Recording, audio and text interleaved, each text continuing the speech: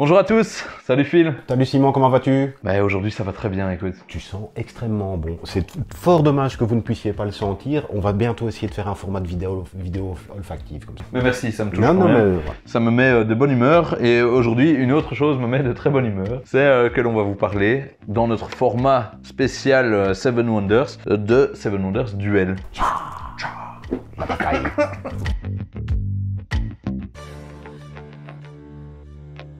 Donc on a déjà pris le temps de vous faire une super vidéo, enfin je trouve qu'elle est super, sur Seven Wonders, le jeu de base, le jeu le plus primé au monde. Voilà la deuxième vidéo sur Duel, que Philippe va expliquer. Ah bah oui, alors le jeu le plus primé au monde, Seven Wonders, ben, vous pouvez voir ici sur la boîte, on le voit ici, tous les petits macarons aussi que ce petit jeu a eu, c'est aussi un des meilleurs jeux à 2 joueurs. Alors le Seven Wonders de base ne marchait pas à 2 joueurs, non. Ils en ont fait un jeu spécialement conçu pour 2 joueurs et qui est ciselé comme un diamant envers soi. Mais comment ça se passe alors? Dans le Seven Wonders de base, il y a le principe du draft qui à 2 joueurs était un petit peu compliqué à faire. Et donc cette fois-ci, il va y avoir un système de pyramide de cartes. Alors on a une petite aide ici parce que comme pour le Seven Wonders de base, il va y avoir 3 manches, peut-être. Vous allez voir pourquoi. Et à chacune des manches, on va disposer les cartes d'un certain âge. Il y a l'âge 1, il y a l'âge 2 et il y a l'âge 3 ici. Et on va les disposer en forme de pyramide ici. Et donc du coup, ça va rendre le jeu encore même plus simple que le draft. Vous allez voir comment. Mais tout d'abord, Seven Wonders, Duel, Wonders, merveilles. On va avoir des merveilles ici aussi. Absolument. Il y en a 8 d'abord qui sont disposés sur la table. Il y en a plein d'autres ici. Alors Seven Wonders, bon, il y en a plus que 8, mais c'est pas grave, on s'en fiche. Et le principe, c'est que je vais d'abord en choisir une. Puis après ça, tu vas en choisir 2. Voilà, voilà. Puis moi, je vais en choisir. Et pouf, voilà. Finalement, on va se retrouver avec 4 merveilles chacun, qu'on va essayer de pouvoir construire aussi, parce qu'elles vont nous rapporter des bonus. Et ça viendra dans l'explication des règles. Et donc, comment va se passer un tour de jeu? À mon tour de jeu, c'est super simple. Je vais prendre une carte qui est ici dans la pyramide et qui est accessible. Accessible, ça veut dire qu'il n'est pas recouverte par une autre carte. Donc là, au début, je peux prendre n'importe laquelle des cartes qui est ici. Alors, n'importe laquelle, si je peux en payer le coût, bien sûr. Parce que ici, sur le coin, quelquefois, il n'y a rien.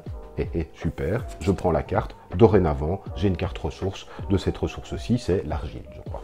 Mais il se peut que je voulais prendre cette carte-ci. Et bien, cette carte-ci, malheureusement, me coûte de l'argile. Et donc, pour pouvoir la prendre, ben, soit je devais déjà avoir de l'argile, soit il y a ce système de commerce aussi, où je vais pouvoir soit aller chez mon voisin, soit demander à la banque, cette fois-ci, en payant des sous pour avoir la ressource, tout simplement. Ben, j'ai pris, c'est à Simon de prendre une carte. Pareil, moi je vais prendre une petite carte. Voilà. C'est chouette, c'est des points de victoire. Ouais, et en plus, il y a un petit symbole qui fait que plus tard dans le jeu, il y aura une petite carte que je ne devrais pas payer parce que j'ai un théâtre et donc je pourrais l'avoir gratuitement. Le système de chaînage qu'on retrouvait déjà dans le Grand Frère aussi. Si vous avez l'occasion de le faire, ces chaînages, faites-le parce que du coup, vous n'avez pas besoin des ressources en particulier. Et en plus, ben, les chaînages augmentant quand les âges 2 et âge 3 vont arriver, ben, vous allez pouvoir avoir gratuitement des cartes. Supposons maintenant que ben, j'ai de l'argile, je vais prendre cette carte-ci.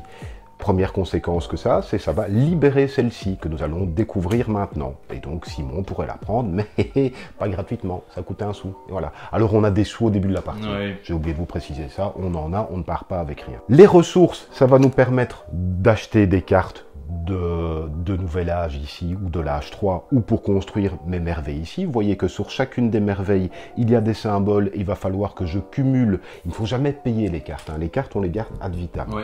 Mais si à un moment donné, j'ai un papyrus, 2 argiles et 2 pierres, ben, je pourrais prendre une carte, c'est encore une utilisation d'une carte, qui ne servira à rien d'autre qu'à construire ma merveille ici et avoir tous les petits bonus qui sont là. Toujours très intéressant, si vous avez l'occasion, faites-le, bien sûr. Je vous encourage à ça. Mais les cartes militaires, Dans le Grand Frère, on se faisait la guerre à la fin de chaque manche. Ici, ben, nous avons une petite piste militaire ici, avec un petit pion qui se trouve au milieu au début.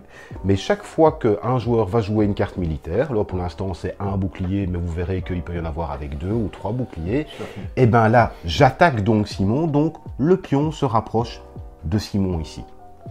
Simon ne va pas se laisser faire, bien sûr. C'est certain. Il va d'autant moins se laisser faire que, je vous avais dit que le jeu allait durer 3 manches. comme pour le grand frère, et que à la fin des 3 manches, nous allions compter les points de victoire. Ça, c'est une manière classique de jouer. Mais la deuxième fin de partie qui peut être provoquée, c'est si à un moment donné, ce pion-ci, on va dire que c'est toi qui perdais. Peut-être que ça ne peut pas être moi. Mais donc, si ce pion arrive tout au bout de la piste ici, c'est une victoire immédiate. C'est une victoire militaire. On ne comptera pas les points, quand bien même s'il m'aurait plus de points que moi sur toutes ces cartes, sur ces merveilles. C'est une victoire militaire nette, définitive, écrasante, glorieuse.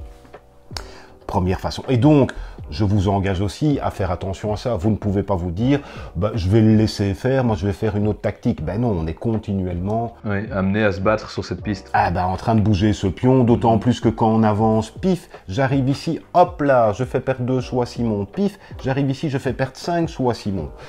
Quoi qu'il en soit, même s'il n'y a pas de victoire immédiate, cette piste va quand même servir parce qu'en fonction de l'endroit où se trouve ce petit pion à la fin de la partie, vous voyez qu'il y a des petits symboles de points de victoire. Donc quand bien même je ne serais pas arrivé, parce que Simon se serait défendu, quand même, force, courage, ardeur, enfin voilà, 300 quasi, 3, enfin plein de films comme ça, quand bien même je ne serais pas arrivé jusqu'au bout, j'aurais quand même des points de victoire ici. Donc de toute façon, le militaire n'est clairement pas à négliger. On a déjà parlé des cartes ressources, on a parlé des cartes militaires, les cartes bleues que Simon aime beaucoup parce que c'est des points de victoire. C'est facile. Mais il y a aussi les cartes scientifiques. Alors les cartes scientifiques, aussi, vont servir par collection à récupérer les petits jetons qui sont ici. Et donc, en fonction des symboles que j'ai collectés, à un moment donné, je vais pouvoir prendre un des jetons ici, n'importe lequel. Je choisis, je vais prendre celui-ci, ça va m'accorder un bonus permanent pour l'instant. Mais si à un moment donné aussi, j'ai un certain nombre de points de culture ici, enfin de jetons que j'ai récupérés, c'est une autre victoire immédiate.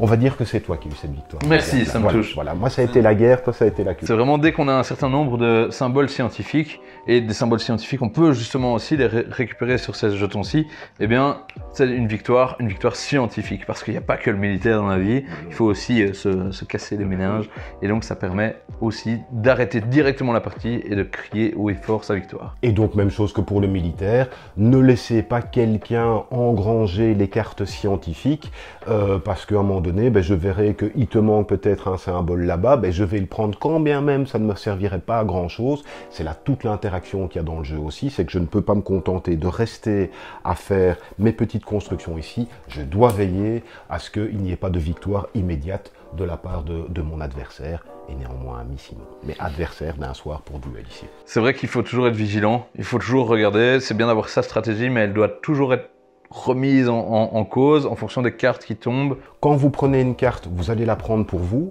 Vous allez la prendre, je rappelle, seulement si elle est disponible, mais quelquefois vous allez la prendre parce que c'est pour empêcher Simon de la prendre, mais quelquefois aussi, c'est le dilemme. J'ai pris une carte, j'ai pris cette carte-ci, pouf, ça libère celle-là, je n'ai pas envie de libérer cette carte-là pour Simon. Je vais devoir me casser la tête, parce qu'à un moment donné, c'est des calculs d'apothicaire. Ok, je vais prendre celle-là, mais alors celle-là, elle est là, etc.